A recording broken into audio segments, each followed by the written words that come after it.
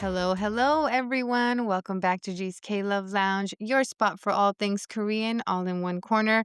I'm your host, Unni Gwen, and I'm so happy to be back and ready to start a new reoccurring segment. We're going to be doing this lounge chat sesh today, and I kind of want to do this a couple of times because there's a lot of things that I want to catch you guys up on, like little mini reviews, K-drama reviews, concerts that I go to, things that are just happening and going on in my life. And I feel like this is the best way to get all this information out to you. And it's all right here in one episode. So I'm excited to do that today. And also, before we get into the chat sesh, I want to give a quick shout out to our sponsor for today's episode, Sticker Print Go. They printed my custom podcast stickers, and I'm honestly obsessed. The quality is amazing. The colors pop, and they really brought G's K-Love Lounge to life. If you're a small creator or business looking for high-quality custom stickers, definitely check them out. Thank you, Sticker Print Go, for supporting the pod and the Uni crew. And they also have a page on Instagram. They make awesome, awesome stickers. Alrighty, Uni crew, let's get into our Uni Chat Lounge sesh. And just to let you know, these lounge chats won't be the same every single time. They're going to have different topics. So for today, I was just trying to give you a ballpark example of what is to come in the future. Some things are going to be a repeat. Obviously, I'm going to want to talk about K-dramas here and there. I'm definitely going to be wanting to talk about K-pops, but there are other topics that I'm going to intertwine into these lounge chat sessions. So I hope you all enjoy, and let's get into the episode. All right, friends, I do want to touch into the K-beauty world, and there's a lot of things going on. One of the big ones is Sephora times Olive Young. I don't know if you guys have seen this on Instagram or any social media that you're on, but this is not exactly a merge, but more of like a strategic partnership. So what does this mean? Basically, it means that Olive Young gets a space inside Sephora, and Sephora gets Olive Young's Korean beauty expertise. This works exceptionally well for Olive Young because this helps them reach millions of customers all over the world. So, without having to build all their own stores first. Do I personally like this? Honestly, no. I can see why they did it though. Olive Young is so unique in my eyes. More than just a cosmetic store. There's definitely going to be competition for high-end American brands, but this doesn't mean that you're going to go into Sephora and see every single product that Olive Young features. They're only going to feature like their 10 best or 20 best, products that have been like number one and consistently number one, and probably like their new products that they want you to try out. But other than that, it's not going to be like a whole Olive Young where you have rows and rows of K-beauty products, skincare, she masks. There's going to be probably like a little bit of everything. I personally just wish that Olive Young would stay Olive Young because Olive Young does have makeup. It does feature makeup inside of their stores, but obviously Sephora is more of like the makeup store, and Olive Young is more like of a K-beauty skincare. They're all about skincare. So they benefit both ways, but I feel like even Korean makeup is different than American makeup. I use Tear, and that's more like of a sponge foundation, and I really like how it sets. It's glowy, and it's a semi-matte, and it doesn't feel heavy. It doesn't even feel like I have anything on, and I just really love the finish. I've been into both stores, and I can compare them, and I feel like Olive Young just has more of a variety of even like foods. They offer like foods and vitamins and things like that. So I don't know. We'll see what happens. Now, does this mean that every Sephora store will get revamped? Well, Sephora has about 3,400 stores globally, so not every single location will get this right away. They're going to be starting in the fall in around 650 Sephora stores in the US and Canada. So they're going to mainly focus on North America first, and then eventually they plan to roll out the same displays internationally to countries such as Hong Kong, Malaysia, Singapore, and Thailand. So that is what's new in the K beauty world. I did want to add, since we are talking about stores and retail, that if you know about Shop Miss A, which I did mention previously before in my previous episodes, and how I love Shop Miss A so much, they are opening up two brand new stores, and one of them is going to be in Florida, and this one's just going to be in St. Augustine. If you're in that area, it's the St. Augustine Premium Outlets. Head over and check that store out. If you are going to Vegas or you live in Nevada, Shop Miss A is also opening up a store. It's going to be at the South Premium Outlet. So there you go. That's going to be the closest store as far as like living in California. I really hope that in the future, or in the near future, I should say, that they open up a store in California, because California is huge. I mean, you can go north, you can go south, you can go in the middle. But as long as we have one store in California, I think it would be awesome. I think their store would do really well in LA County. Maybe even like San Diego would be like a great place to open up a store. So I really hope in the future, yes, Californians get a store too. All right, Uni Crew, let's get into our next topic, which is on K dramas. And I'm excited to talk about this new K drama that's going to be dropping in March. By the time that you're listening to this episode, I'm pretty sure it's going to be out already. So if you don't have a Netflix account, you need to go get one, because this new K drama, it's called Boyfriend on Demand, has a lot of Korean eye candy. And this K drama has it all in one spot. So it's pretty crazy to me, because I got to tell you a little bit about it. It features Jisoo, who is from Blackpink. She stars in this drama, which happens to be a romantic comedy. And I love this genre. I don't know what it is about romantic comedies, but I think it's just like the playfulness that they add in there. And then it's like the suspense of them holding hands for the first time and doing little things like that. It just builds up the suspense in the drama that you're like looking forward to. Before we dive into the details of this new K drama, let me tell you a little bit about Jisoo. She's a South Korean singer and actress known as a member of Blackpink. She first made waves with her incredible stage presence, and now she's making her mark in acting too. Blackpink concerts are just on another level. Their set list is packed with hit songs you can't help but sing to. They've got around a dozen standout singles, and they make a massive show feel intimate by interacting with fans. So, like, me and Violet went to the Blackpink concert last year at the SoFi Stadium on July 13th. It started at 8 p.m. and it ended after 10 p.m. And that concert venue is so freaking huge. I think, if I'm not mistaken, it can hold 70 to 100,000 fans. And this was my second time seeing Blackpink. I saw them in Georgia with my bestie Julie and her boyfriend Anton. I decided to go again because Violet had never seen Blackpink and she wanted to see them because she likes Blackpink too. Here's the cool thing about all of the members in Blackpink: they'll perform their own singles, which is awesome because they're also all hits, and you probably know a couple of them if you've heard them on the radio. Like, for example, Rose has APT, which also features Bruno Mars. And yes, he was there. He made a special appearance. The whole crowd went wild. Like, I remember Violet was recording, and when he came out, you could just see her face was just in shock because she noticed that he was there, and I was screaming, "It's Bruno Mars! It's Bruno Mars!" It was pretty funny, just to watch that over and over. It was just such a funny video. Their concerts are so epic. They are a perfect balance of epic and personal. And if you've ever been to one, it's literally crazy. But let's get back into the drama. And so it also features, of course, my favorite male lead actor, which happens to be Seo In Gook. Oh my gosh, if you have not seen this man, watch this drama. You'll understand why I like him so much. He makes every on screen kiss look so freaking easy. And he can also dance and sing, guys. He's like the perfect package.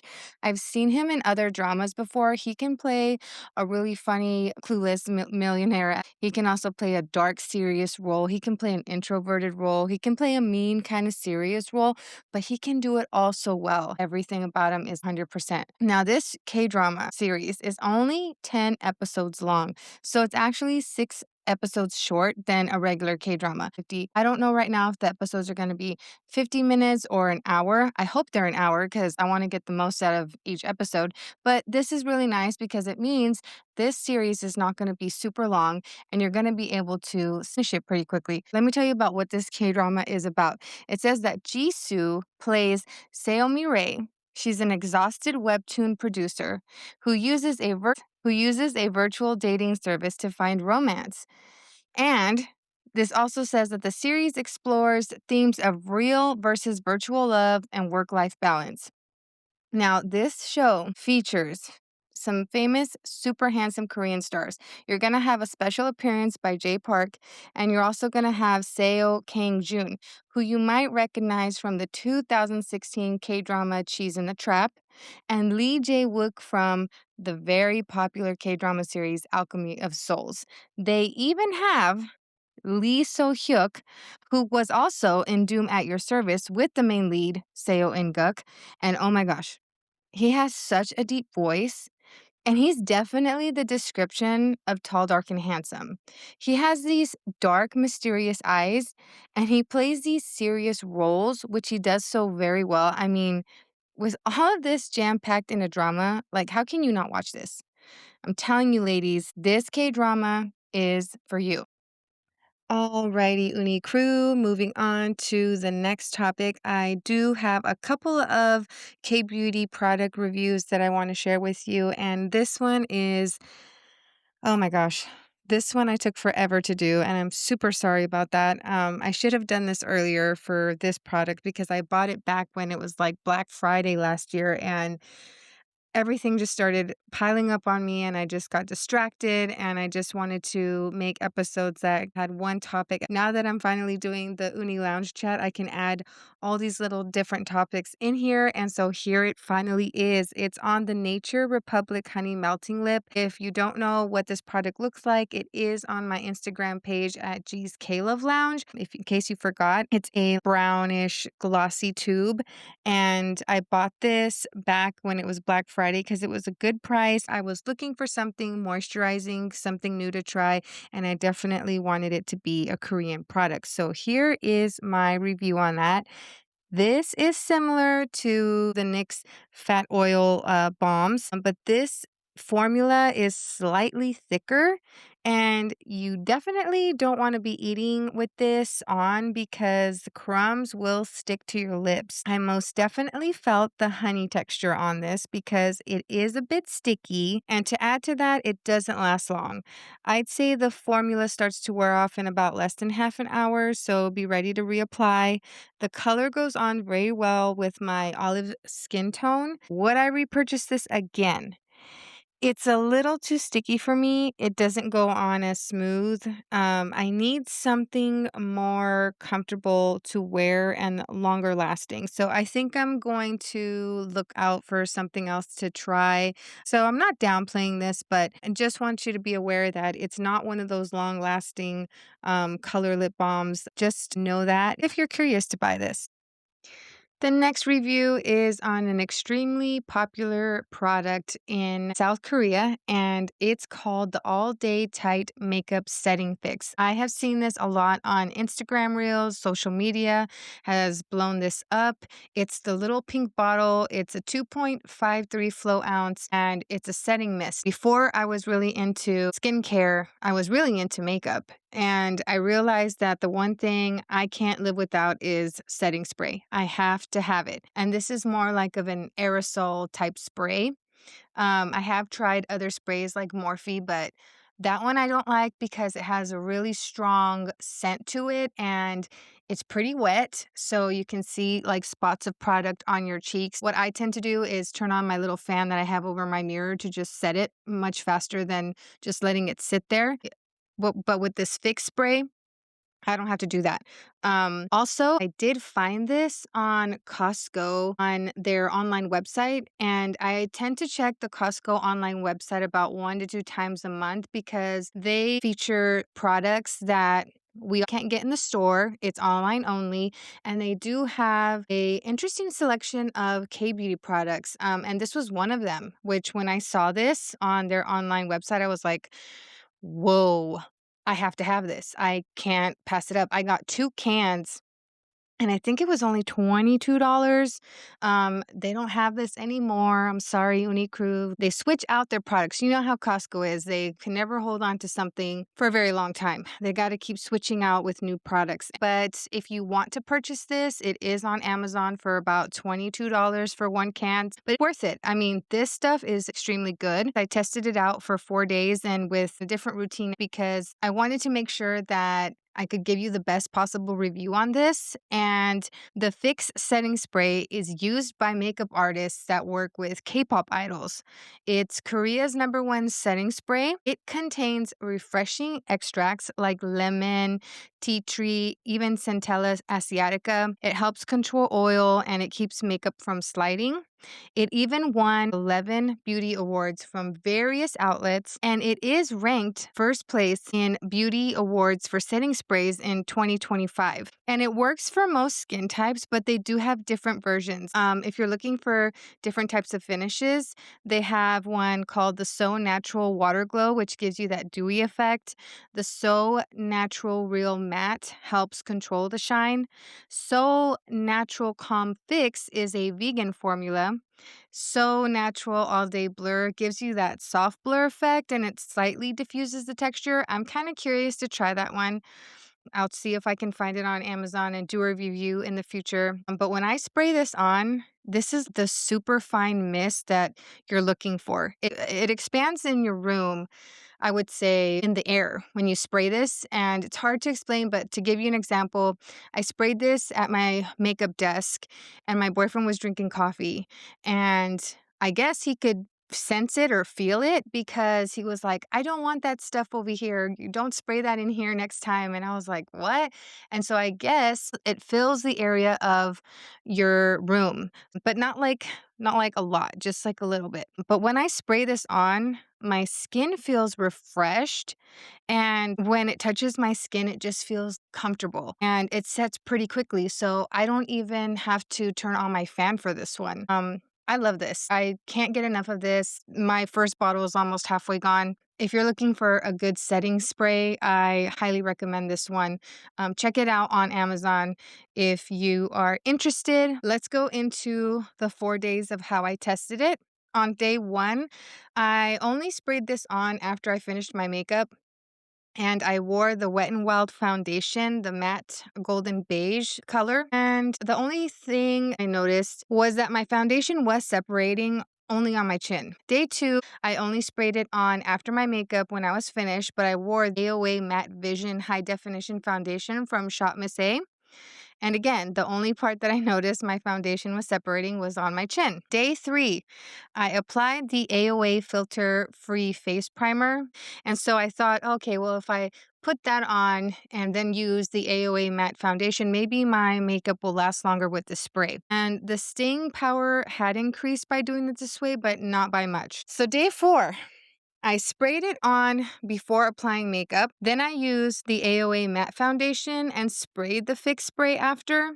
And the staying power was optimized. And it's funny because on the directions, it literally says before and after wearing makeup, spray on the face from a distance of 7.87 to 11.87 inches and let dry. But I never really sprayed setting spray that was an aerosol type onto my skin beforehand. I just kind of felt like maybe it was going to be a bit too heavy, but honestly, this doesn't feel any different than just spraying it on once. I hope that was pretty informative and thorough. And let me know if you buy this. Let me know if you like this. Send me a comment. You guys know I love bringing Korean culture to San Luis Obispo. But when it comes to deep dive K beauty knowledge, I have someone I really admire. She's all about K beauty education and product breakdowns, and I think you'll love her content. Her name is Unni. She's 36 years old. She's been a YouTuber since 2016. She did dip into acting and also tried out as a trainee in South Korea. Her channel is popular for her beauty and lifestyle content. She focuses on Korean beauty and skincare. Her channel has managed to stay relatively free from major controversies. And I like Unni because she is committed to promoting ethical and cruelty free beauty brands. Her personality is so fun. I love how she makes you feel so comfortable watching her. She made me feel that way the first time I watched her. When I watch her, I feel like she's literally the portal between my room and South Korea. I think you'll love her channel. She does live in South Korea, but she does all of her videos in English. When she mentions products on her channel, I don't buy all of them. I pay more attention to the products that are suitable for all skin types. One product that she recently raved about and had 6 empty bottles that she went through was the Hev Blue Salmon Caring Centella Toner. As of February 19th, 2024 on Olive Young online, it's the #1 selling toner. It has the healthiest pH level for skin at pH 5.5. This level helps protect and restores the right pH oil moisture balance. Its low sensitivity was also tested by the Korean Institute of Dermatological Science and with a 0.00 irritation index. This is recommended for those who need an oil moisture balance, mild and hydrating toner for sensitive skin, or those who need to calm their sensitive and fragile skin. Those who are concerned about dry skin and heavily applied foundation, this works for you too. And those that are seeking to enhance uneven skin texture. Those who are easily irritated by external elements. And even those who are looking for a low acidic pH 5.5 toner for healthy skin. So, guys, this literally names everyone in every category. The fact that she went through 6 bottles and she raves about this so much on her channel, I'm so curious to try it. This sounds very promising. I looked up the ratings on this and I believe it was about a 4.7. That is still really high. And it sounds so different than other products that I've tried before. I mean, it sounds like magic in a bottle, to be honest. I just wanted to talk about it to pique some interest in all of you. This is probably something that's blowing up in South Korea. And if you want to try it, I'm pretty sure you can buy this on Olive Young. You can also buy this on Yes Style. I'm pretty sure you can buy it on Amazon, but it's a little bit more pricier than the other 2 websites I just mentioned. Love Unni. She calls her fans unicorns. Such a fun name for her fans. And congratulations to her because she is pregnant right now with twins.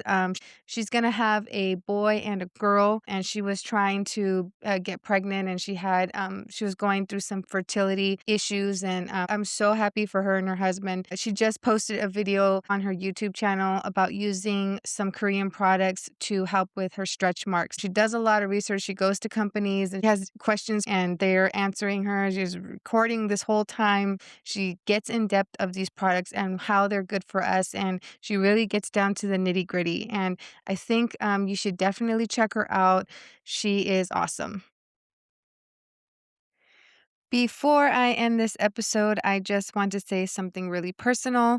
Crystal, if you're listening, thank you for that message you sent me when you told me your redness and blotchiness had calmed down so much that you accidentally put on eyeshadow without foundation because you thought you already had it on.